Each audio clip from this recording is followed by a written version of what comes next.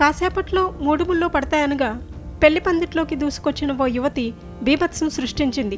Acid చల్లి కత్తి తీసి కళ్యాణ మండపాన్ని రణరంగంగా మార్చింది.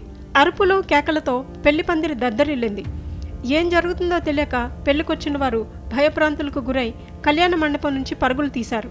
అన్నమయ్య జిల్లా నందలూరులో ఆదివారం జరిగిన ఈ ఘటన స్థానికంగా సంచలనం రేపింది.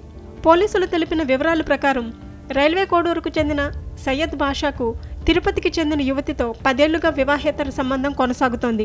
బాషా ఇటీవల ఆమెకు దూరంగా ఉంటూ వస్తున్నాడు. దీంతో అనుమానించిన ఆమె అతడిని వెతుక్కుంటూ రైల్వే కోడూరు వెళ్లి ప్రియుడి గురించి ఆరా తీసింది.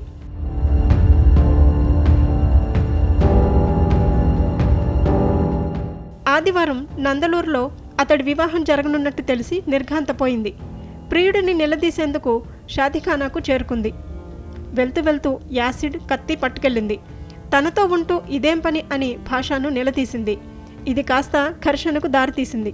దీంతో మరింతగా రెచ్చిపోయిన యువతి వెంట తెచ్చుకున్న యాసిడ్ సీసాను కత్తిని బయటకు తీసింది. దీంతో అప్రమత్తమైన బంధువులు ఆమెను అడ్డుకునే ప్రయత్నం చేశారు. తోపులాటలో ఆమె వద్దనున్న యాసిడ్ వరుడు భాషా పక్కనే ఉన్న కరిష్మా అనే మహిళపై పడి గాయాలయ్యాయి.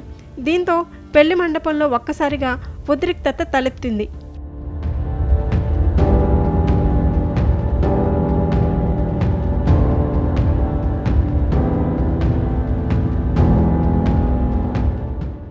ఆమె వద్దనున్న కత్తిని లాక్కున్న భాష ఆమె వీపు భుజాలపై దాడి చేశాడు.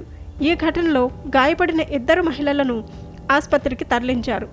మరోవైపు తమకు న్యాయం చేయాలంటూ వధువు తరపు బంధువులు పోలీసులను ఆశ్రయించారు. ఇంకోవైపు మీడియాతో మాట్లాడనివ్వకుండా వరుడి ప్రియురాలిని గదిలో బంధించారు. ఈ ఘటనపై కేసు నమోదు చేసుకున్న పోలీసులు దర్యాప్తు చేపట్టారు.